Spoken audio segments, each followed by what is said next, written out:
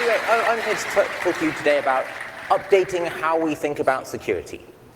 But before I do that, I want to tell you something that happened last week whilst I was writing this talk. This happened, right? I was messing around on Twitter, as I so often do, and I ended up with a little bit of free time in between flights. I've spent a lot of the past month on flights. And there was a problem that I had, which was that I had a virtual machine and I couldn't quite work out why it was starting in the wrong place, and I had to debug it. And so I was looking through the Intel manual in order to try and work out what was going wrong. And I was just tweeting about it. And Dave comes in, as Dave is wont to do, and says, "Why aren't you doing the work that you should be doing, which is writing the keynote for today?" And so I said, well, I'm a technical person, right? You're asking me to do a keynote. Keynotes are fluffy. They're about policy. I can't talk about fluffy things whilst I'm doing sort of, plowing through the Intel instruction manual. And then I thought, well, this is Infiltrate. Maybe I can, right? What happens if I put in some cool x86 facts at the bottom of some of my slides? So for those of you that get bored of the policy, you can look at the x86 cool facts, right? It'll be good. It'll be good. And for those of you that don't like x86, then, you can follow the policy stuff, right? And Mara comes in, she says, yes, you absolutely should do this. So as we go, there will be x86 cool facts. And for personal reasons, I'm routinely told that I shouldn't ignore ARM. But I really don't know anything about ARM. So I'm going to include some ARM facts as well. But they're just lies, right? Because I don't know anything about ARM. And so, who am I? This is all Mara's fault, right? But so, who am I? Well, I'm Matt Tait, and this is a weird audience in that actually I probably know as many people here who know me as Matt Tait as who know me as Pwn All the Things. This is a very weird audience. Because almost all the time, people just know me from Twitter, where I just shitpost all the time, right? Which is why I'm here, apparently. And so where did I come from? Well, before I worked at Project Zero, as Dave mentioned. Before that, I worked at this tiny little organization that nobody's heard of, with a really nice round building in Cheltenham in the UK, where we don't do anything at all. You shouldn't look into it. And so I sort of began my career in WinDBG, right? Or Windbag, I guess, as they called it. And it's a cool story for you. So I spent a lot of time building exploits in WinDBG.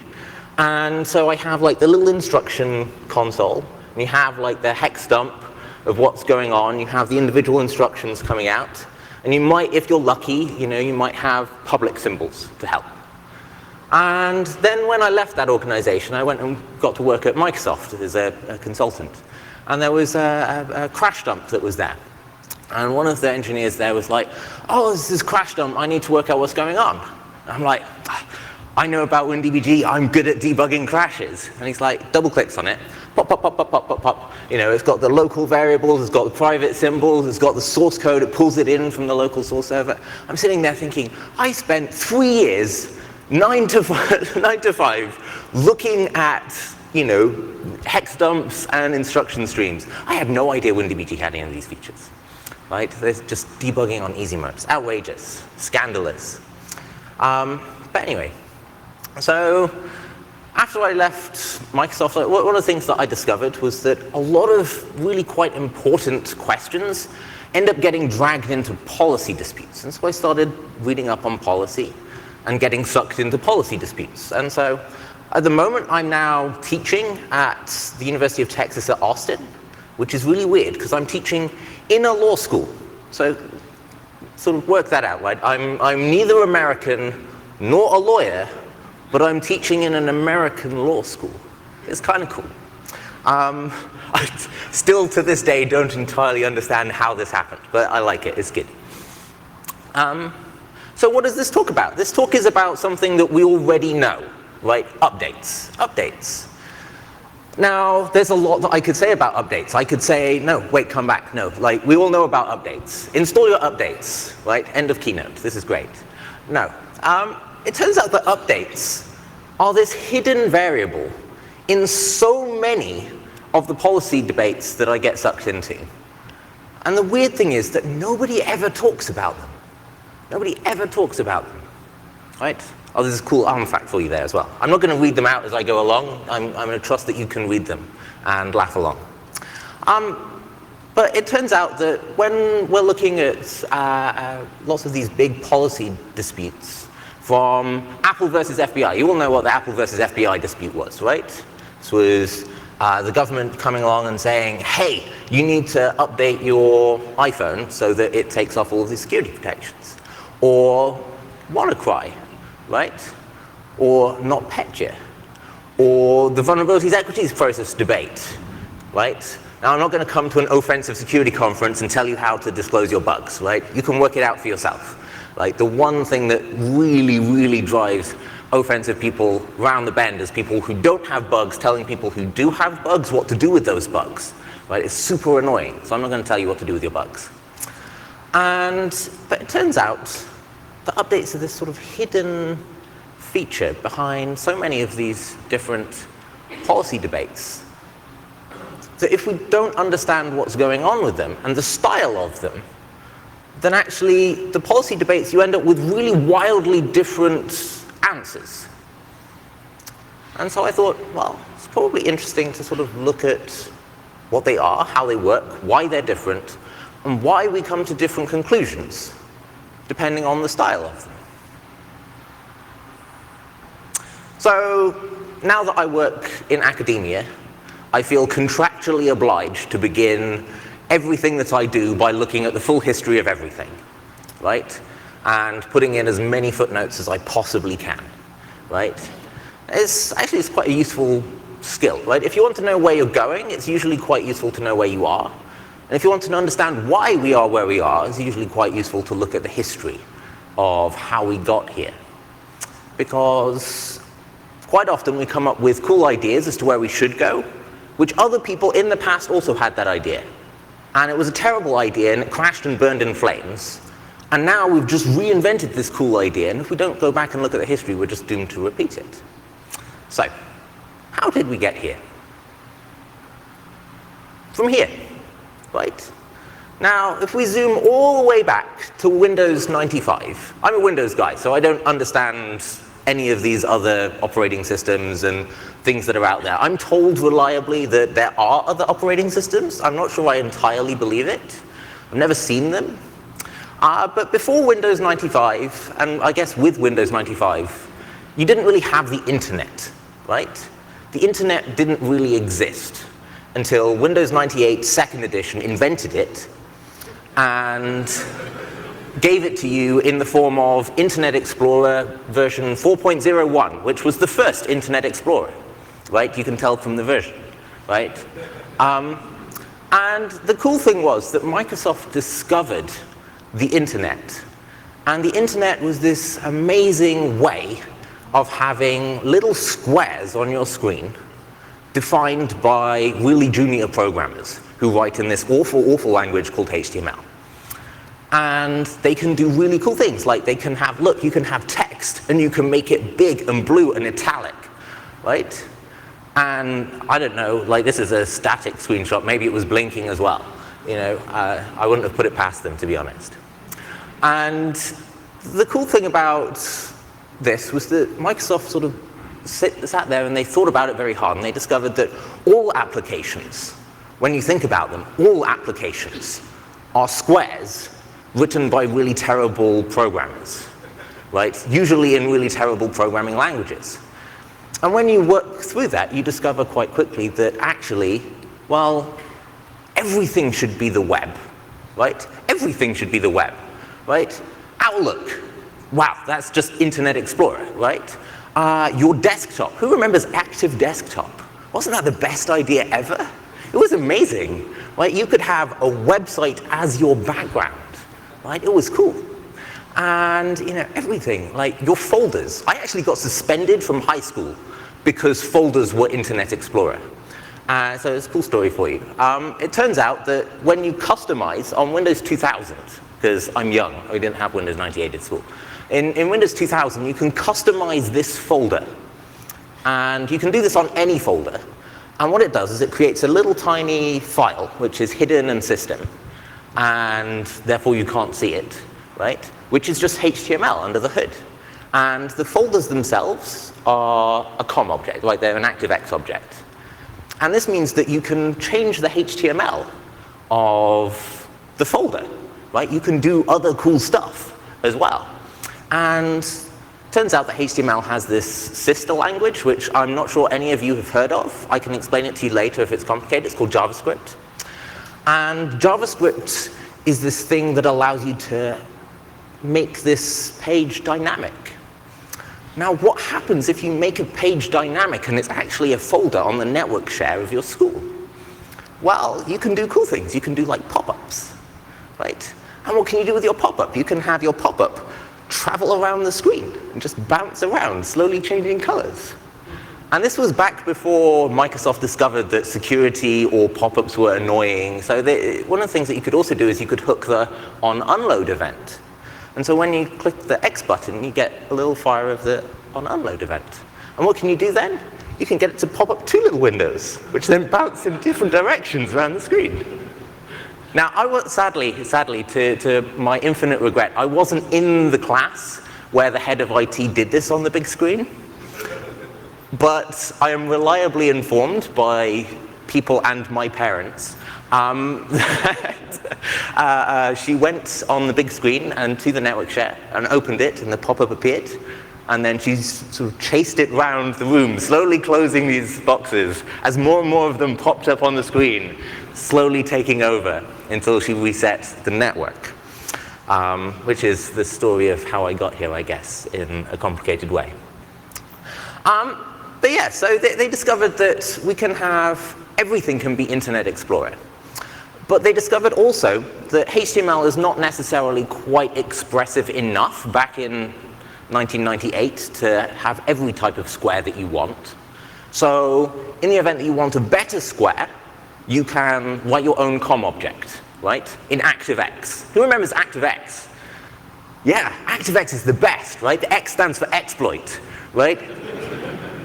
Now, ActiveX is just like this amazing, cool idea where you take the internet and you pipe it directly into a C and C++ dispatch routine, right?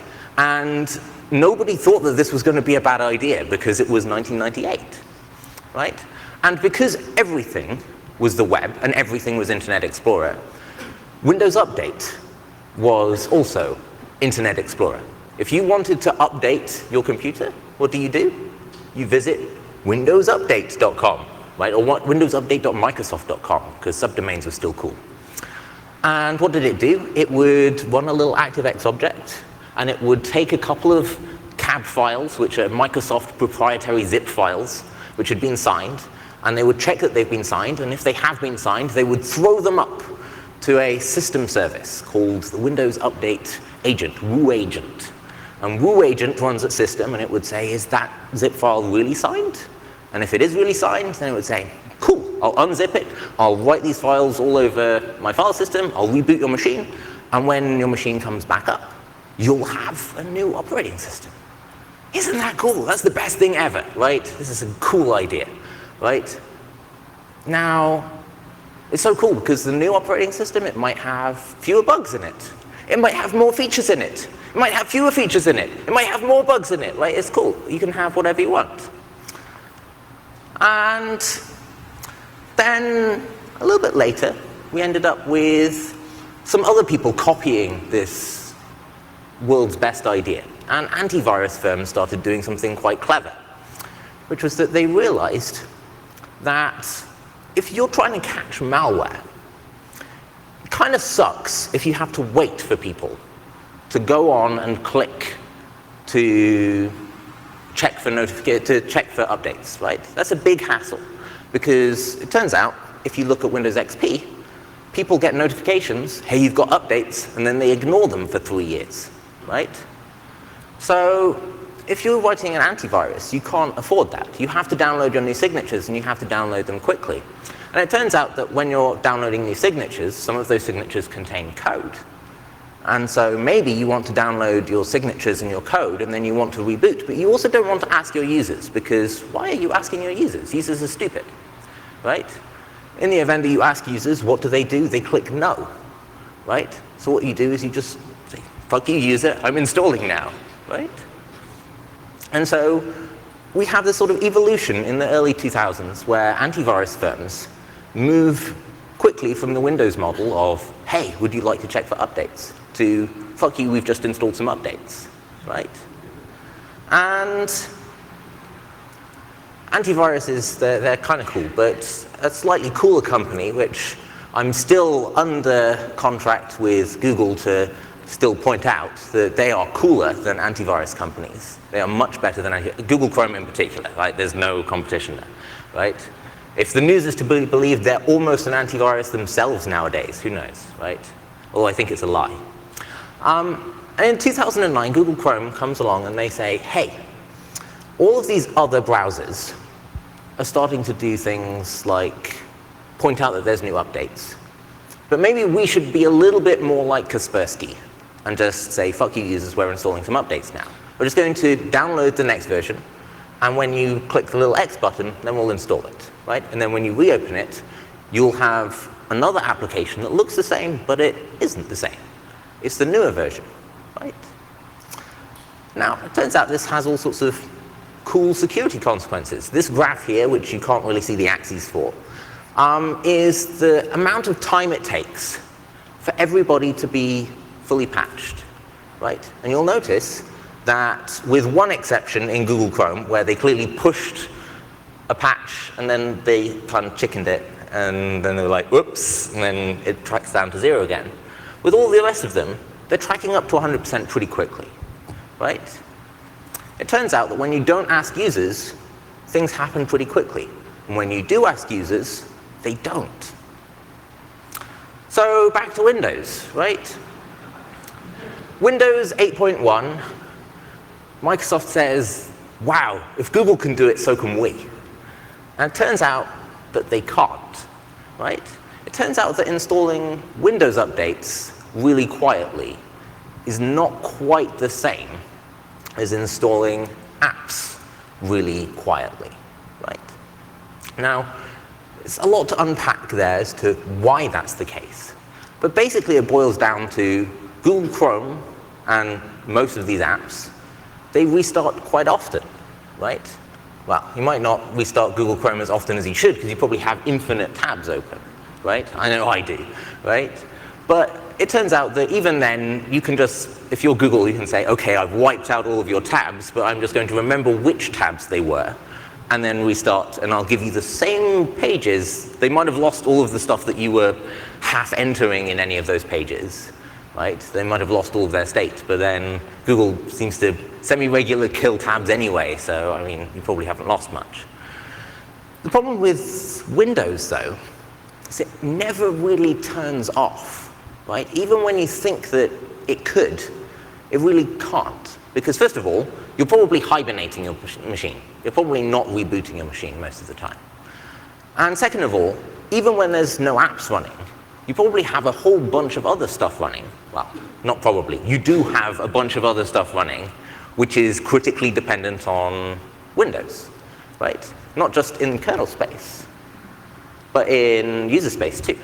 If there's a bug in, let's say, rptcrt4.dll, right? Used for decom between processes, that might be a pretty legit security bug, right? Because that bug might be both remote decom, it might be elevations within the machine, but also this might be in a user mode DLL, and that DLL might be loaded in an astronomically large number of processes. How do you patch it, right? Well, if it's in your processes, you can probably say, I'm going to kill that process, and then I'm going to wait for it to restart. But if it's in someone else's process, right, this is a process built by god-awful vendor X, right, for all of the X, right, of which there are many. How do you fix that? Turns out that's an astronomically difficult problem. We should do it anyway, but it is a hard problem. And part of the reason I want to sort of point out that they're different is that The reason that Microsoft doesn't do it and the reason that Google does are different reasons. It's not that Microsoft hasn't thought about it and that they're dumb and Google's smart. It's that they do have slightly different problems.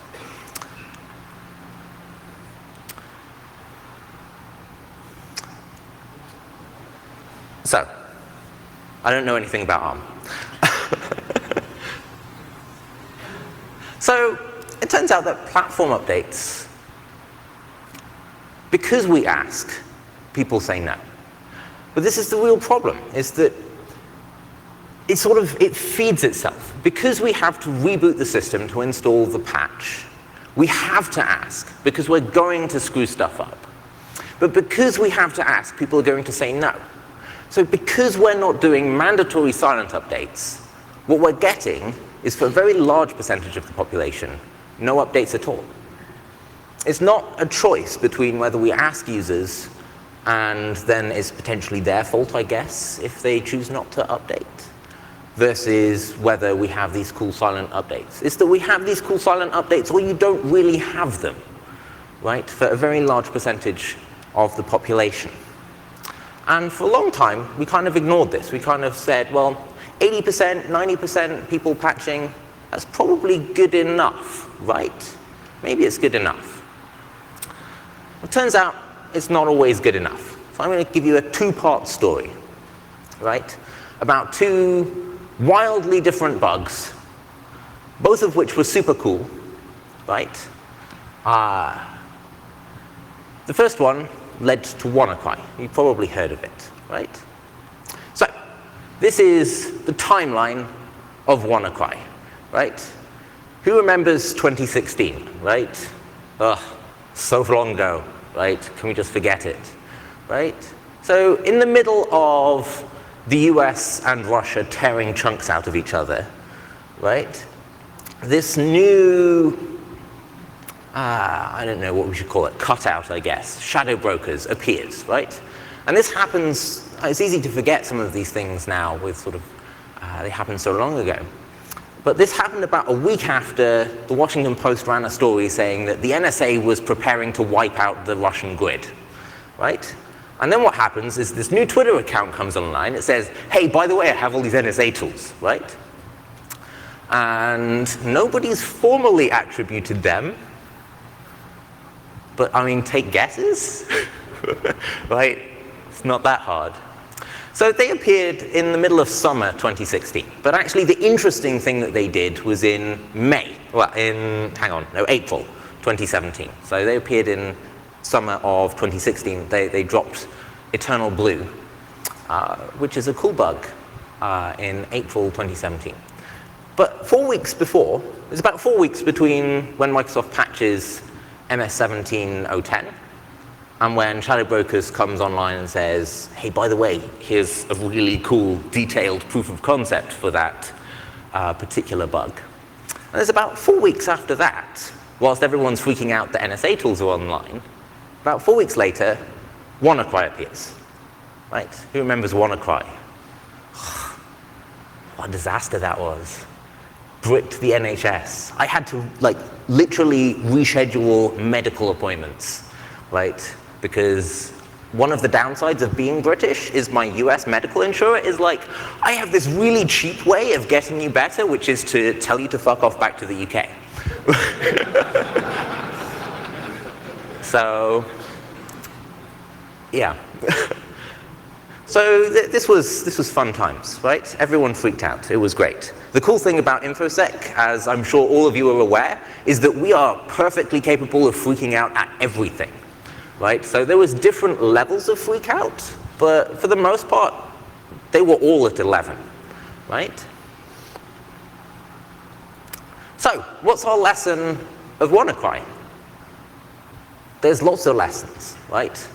Pick your church. Right? Which one of these do you want to blame? My church is that this was about updates. This wasn't about Russia, this wasn't about America, it wasn't about the vulnerabilities equities process, it wasn't about Microsoft writing bad code or failing to patch it sufficiently quickly, it wasn't about North Korea, it wasn't about any of these things. It was about updates. Why was it about updates? Well, let me tell you a different story, right? Let me tell you a different story. So that was Eternal Blue. Eternal Blue, by the way, is a really good bug that has really not had enough analysis. There are people in this room who should do better analysis publicly of Eternal Blue. It is a really good bug. But I'm going to tell you about an even better bug by people also in this room who I'm now going to completely bastardize their work. I'm going to mansplain exactly what this bug is to the person that actually did it. Right? Natalie is in this room somewhere. I don't know where. She can tell me afterwards all of the things that I'm about to say which are just lies. Okay? So this happened, 7th of May, 2017. Project Zero drops this cool bug, CVE 2017-0290. Right? Who remembers this bug? Nobody. Well, one person. 2 people. Outrageous. This is the one room in the world where people would actually know what that bug is. Right? It kind of got lost in the noise. But this was a really good bug, right? This was an amazing bug. This is a bug in the Microsoft Malware Protection Engine, MPMEENG, or whatever it is that Microsoft calls it. It's Windows Defender to the rest of us. And what is this bug? It's a use after free. It's a use after free in the JavaScript engine. Because in the event that you're building an antivirus product, what do you want it to do? You want it to scan everything, right? First of all, you want it to scan everything. Second of all, you want to deobfuscate any of the strings that you see, right? Because malware writers have a nasty habit of obfuscating strings. So how do you deobfuscate strings that might be in JavaScript? You run the JavaScript. Right? This is a cool idea. This is the best idea that you've ever had. You've just seen something, you throw it up to your malware protection engine, which, by the way, is running at system. And then what you do is you try and unpack it. Then you see, oh, there's some JavaScript in here. What am I going to do with this JavaScript? I'm going to run it. Oh, shit, there's a use after free in my JavaScript engine. Right? Oops.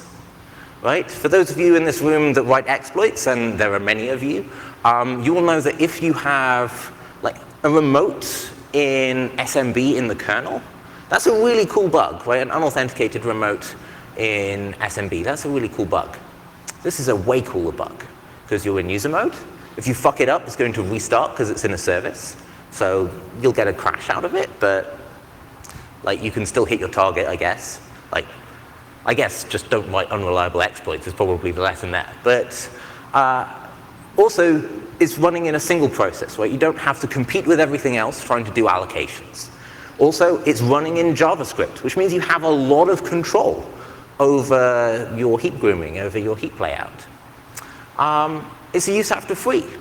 It's inherently just an easier type of bug to exploit than linear overflows in the kernel, right? I guess there's probably some Microsoft people in here who are going to take me to task because this being in user mode means it has CFG, and I'm going to point out to them that not all targets have Windows 8 yet. And the kernel doesn't have CFG, which, by the way, is their fault. Microsoft, just suck it up, put CFG in the kernel. You should. But anyway, so Project Zero releases this bug, and about 24 hours later, Microsoft fixed it. And that was the end of this story. That was the end of that bug. Why? Why was that the end of this bug? Right? Why is this bug not being exploited in the wild to put ransomware on my X-rays? Right? The answer is because of the way Microsoft fixed it, not because of the bug. Right? I have screenshots. I can't show them here, sadly. But I have screenshots of various people creating MS-1017 and weaponizing it into a live exploit within about 6 hours of the patch going live. Shadow brokers might have dropped that bug, but people knew that was a good bug immediately and were turning that into reliable exploits quickly. Right? It was a hard exploit, but they just went for it. Right? You know, within a small number of hours, people were working on it. Within a small number of weeks, I'm sure they could have put that together. Nobody, so far as I know, tried to weaponize this bug. Why? Because of the way Microsoft tried to fix it. Right? This is Tavis being nice for once. It's good. So it turns out that the way that Microsoft patched this bug was really different to the way that they patched WannaCry. Because with WannaCry, you got a Windows update. And so you have to reboot your machine. Why do you get a Windows update? Because it's in the kernel, right? SMBv1 is the kernel stuff. So you need to reboot your whole machine. Whereas this, well, this runs in user mode, right? And it's an antivirus. And we already know that antivirus, well, the way that they patch stuff is that they just say, fuck you, I've installed new updates, right? They just power cycle the service. And within about 24 hours, 48 hours or so, nobody really had this bug anymore. It was just gone. This was a really good bug, and it died. Because of the difference in the way that the updates happened. I'm going to tell you something extremely controversial. Oh, I like this fact. This is a good fact, right? You can only have 15 bytes in an Intel instruction, in an x86 instruction. If you have a 16-byte instruction, then the processor just says, nope, that's not a real instruction. This is garbage. But the cool thing is, you can build real instructions that are 16 bytes. Now, this is a 16-byte real instruction, which your processor will refuse to run, right? Special prizes for anyone who points out how you can actually run that instruction with 15 bytes, but never mind. But anyway, so I'm going to say something very controversial, which is that WannaCry and VEP are the same, right? Or at least that they're opposite sides of the same policy coin, right? WannaCry was a type of disclosure. It was a type of disclosure that we really don't like. But it was a type of disclosure, if you think about it. This is the timeline for what we think of as the vulnerabilities equities process. We all know what the vulnerabilities equities process is, right? This is people that are not in the US government and don't have any bugs telling people that are in the US government and do have bugs how they should get rid of those bugs, right? And this is the rough timeline of the death of bugs. And this is what WannaCry looks like, right? That at some point, I should probably be more careful here. I should sprinkle allegedly a lot over this slide. But you sort of know where I'm coming from. And it turns out that that's just what disclosure looks like, right? It's the same, but from opposite sides of the same coin. And it turns out that this bar in the middle, this end-A bar, we have a lot of control over. If you're a defensive engineer, if you're writing the code to actually run on people's systems, you have a lot of control over the end-A bar. You have very little sort of control over what's left of that, about the zero-day stuff. But you can engineer your way into having a more compressed bar there. And the way that you engineer your way to having a more compressed bar there is you push updates and you stop asking users about them, right?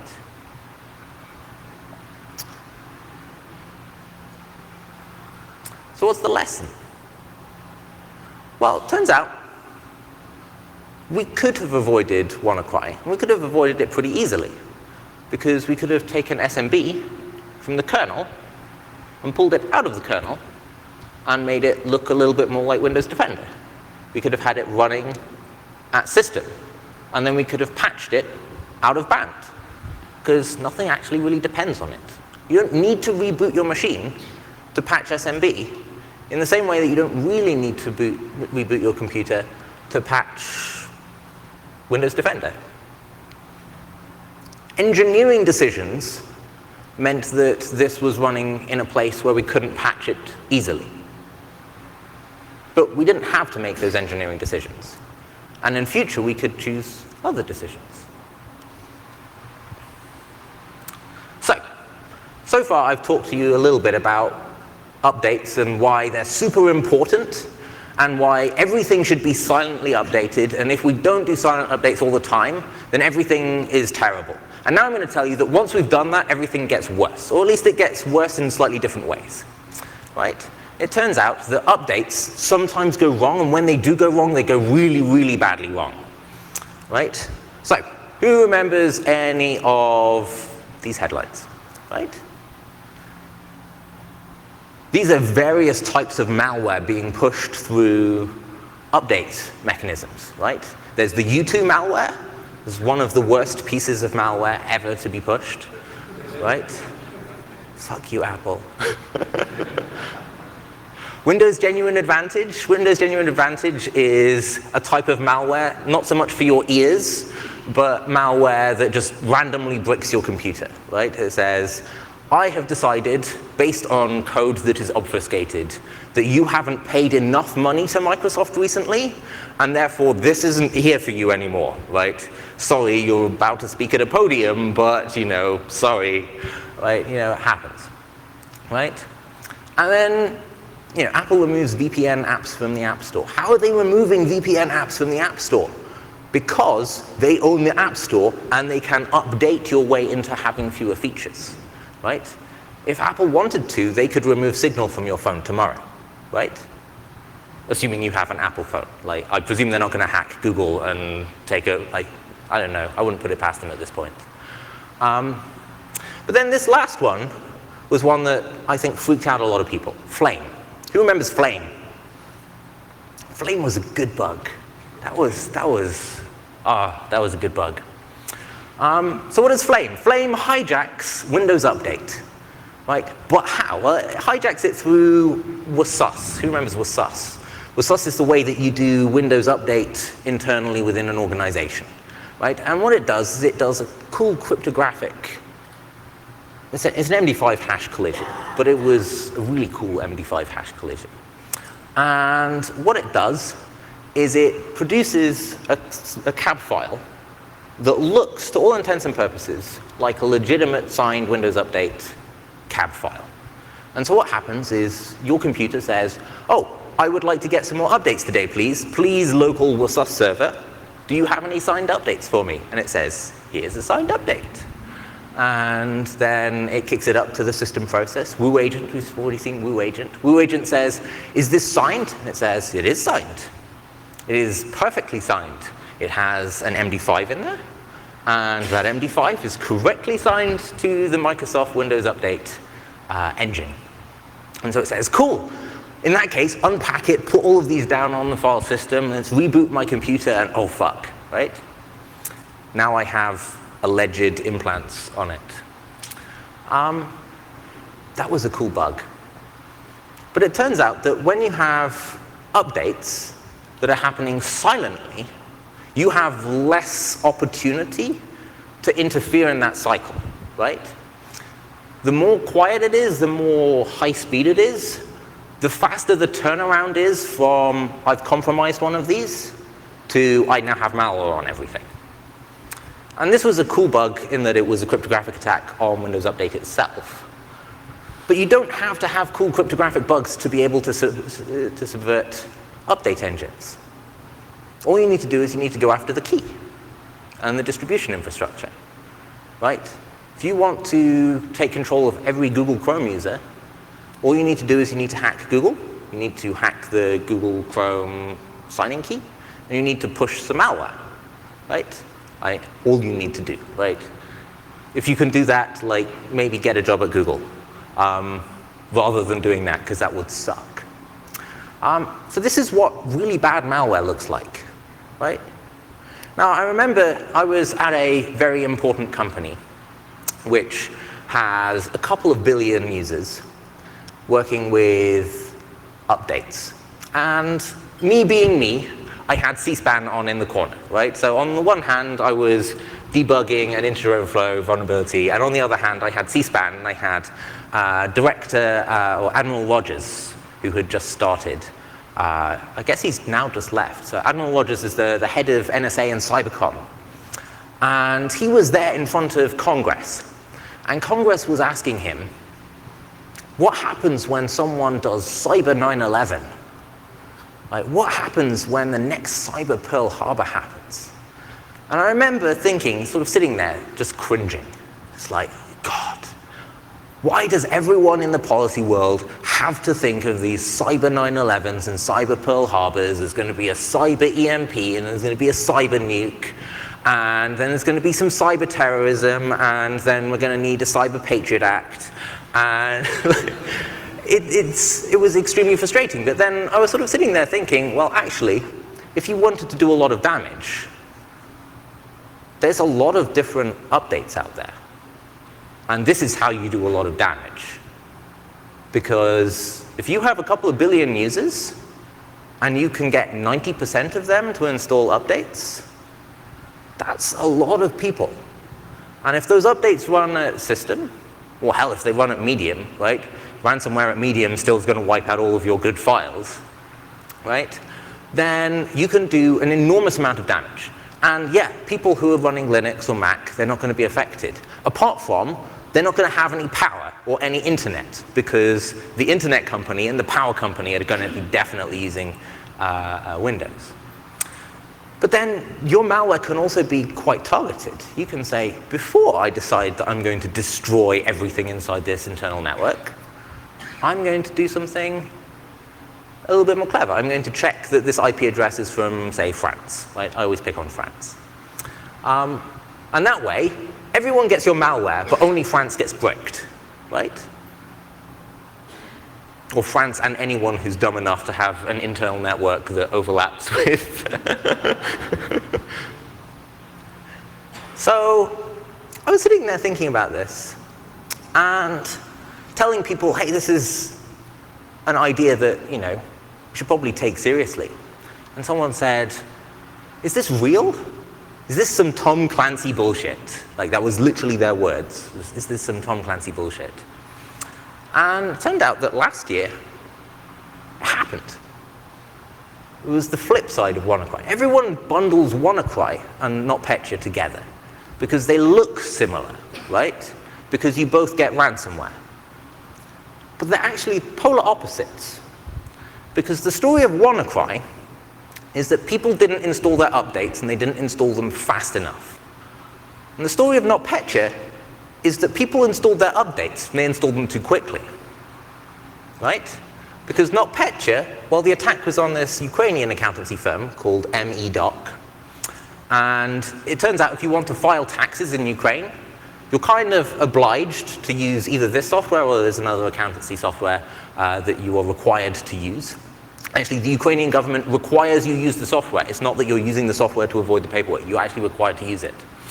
And it turns out that not just Ukrainian companies use this software, right? Anyone that's international and happens to do business in Ukraine uses this software. And they had two interesting features. The first interesting feature was that the update pushed malware onto your machine. The second interesting feature is that having hit it, they then move laterally inside your network using stolen credentials. So in the event that you're an international firm who does business at all in Ukraine and have a flat internal network, you're fucked, right? And it turns out that that's more than one major international company, right? It's things like Maersk, right? Now, I mentioned before, I work in a US law school, right? And it turns out that we have lots of words that we really hate in sort of law. And one of them is the word cyber attack, right? And the reason we hate the word cyber attack is the word attack means something to lawyers, right? In the event that you attack me, your country attacks my country, then my response can be, I send in tanks into your capital, right? Near enough, right? You know, I can send bombers to respond. So in the event that you're doing cyber attacks on me, well, attack means I'm already in the mental mode of like, okay, which ships am I sending, right? And in the event that you've just phished somebody, it's probably a disproportionate response to be sending in the fleet. So we hate the word cyber attack. But this was a cyber attack because they disrupted global Oreo production. And as a lawyer, I can tell you, you fuck with Oreos, we're going to war, right? That's just life, right? But this bricked, you know, a huge amount of infrastructure in Ukraine, right? I think it's fair to call that a cyber attack. So, anyway, I'm going to kind of wrap it up a little bit. Keynotes are supposed to kind of fill you with inspiration and, you know, come up with sort of a cool point as to, you know, this is how life is all going to be better. And I'm going to I'm sort of ending with like a mushroom cloud. I mean, it's not very good, right? So part of this talk, I decided I was going to go away and look at how many different things there are that have updates on my machine. And this is just the system services on a brand new laptop that I bought. Dave mentioned that I went and spoke at KasperskyCon, and in advance of going to KasperskyCon, I thought, well, I'm not going to bring my main exploit dev laptop to Cancun for a bunch of Russians to break into my hotel room and steal all my exploits. That probably would go badly. So I bought myself a new laptop, and when I bought my new laptop, I decided, well, I'm going to have a look at all of the different services. These are all the different services running at system. Any one of those companies gets popped, you can wipe out the grid. You can wipe out the US. You can put the globe into recession. Each one of those is strategic risk, right? So, final story for you. There's lots of countries around the world that have nukes. The US Department of Defense has lots of strategies for what to do about if any of those go into the wrong hands. What happens when Pakistan has a nuke that terrorists are going to overrun that installation? The Department of Defense has plans for this. They know what they're going to do when this many terrorists have got to this point inside that plant. That's the point where we move in, because we can't allow terrorists to have access to nukes. Nobody has any plan for this. And honestly, I'm not sure you can. Because at the point where they've got this far inside your network, A, you probably haven't seen them, and B, you don't have time to send SEALs somewhere and you don't know where to send them. But these are all strategic risks. And we're going to need to start to think, as we start to piece together, that for all of these cool, important policy positions, understanding that we need mandatory updates, and they need to be silent. We can't fix things until we have that. But once we do, we then have all these interesting strategic risks afterwards. And both of these are the flip side of the same general problem. We need to think about both. So anyway, I'm going to leave you there on that happy note, and enjoy the rest of Infiltrate. Cool. Thank you so much.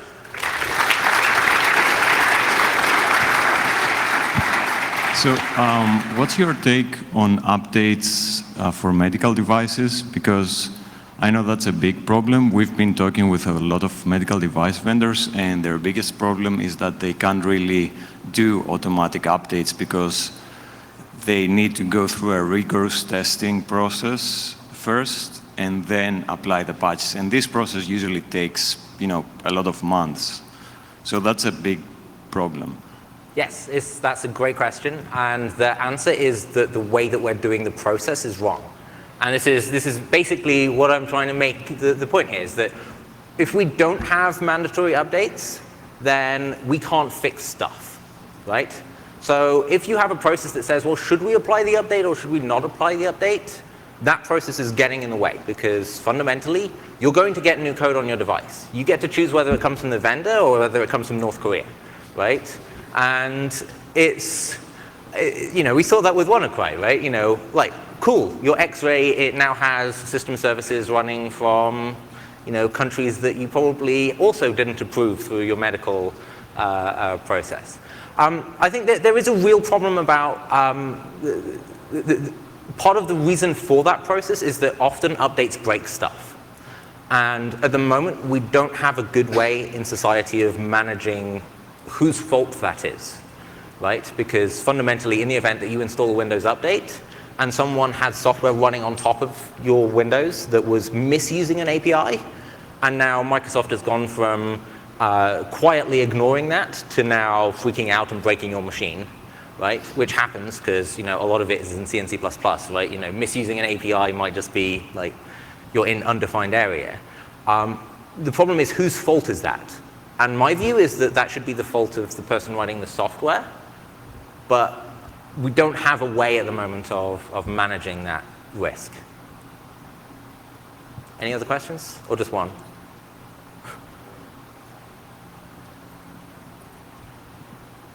You mentioned that performing any sort of update is a risk assessment for a vendor. What sort of mitigation should a vendor take to mitigate that risk? So do you mean for someone installing the updates or for someone distributing the updates? Distributing. Okay, so my view is that there should be very few people who can distribute updates. I think that the phone model is a much better model than the Windows model. So in the event that you are Apple, you can push a new kernel to everybody's Apple iPhone, right? And if you are Microsoft, you can obviously do that to everyone's Windows device, but you can also do that to everyone's Windows device if you're NVIDIA, if you're Intel, if you're Blizzard, if you're like, there's this enormous number of companies who have the ability to push updates that run at system and interfere with your entire system. And when you look at some of the big ones, they have such an enormous number of customers that actually they are a massive strategic risk. And that strategic risk, we need to think quite carefully about who has the ability to do that.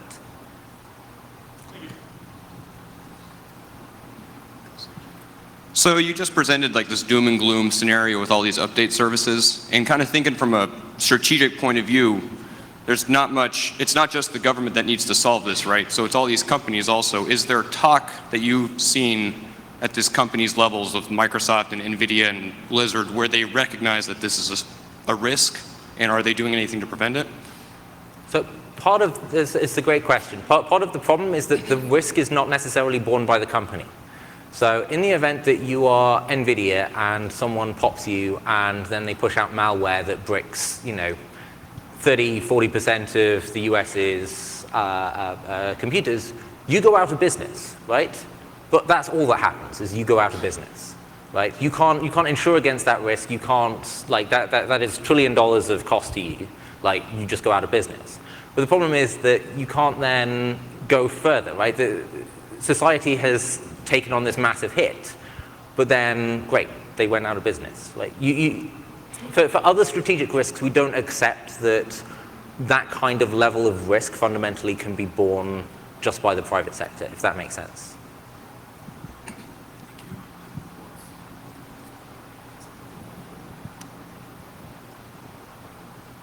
How's it going?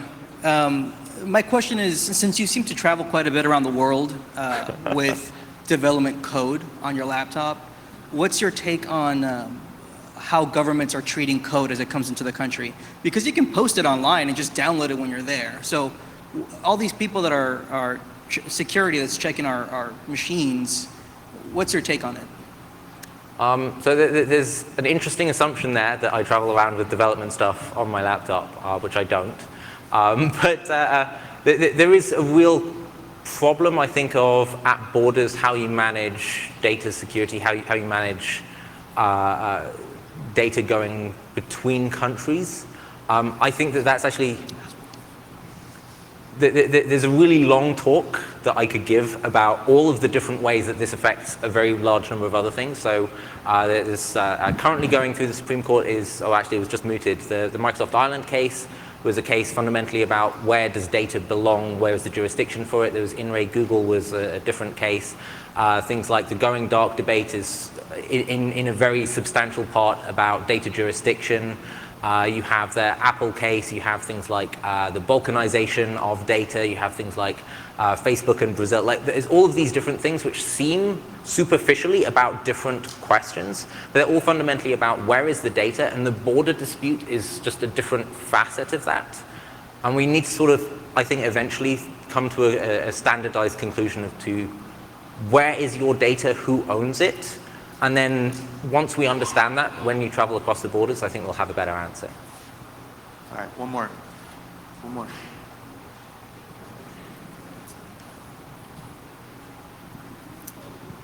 Hey, so you quip that companies might be going out of business if they don't push out updates.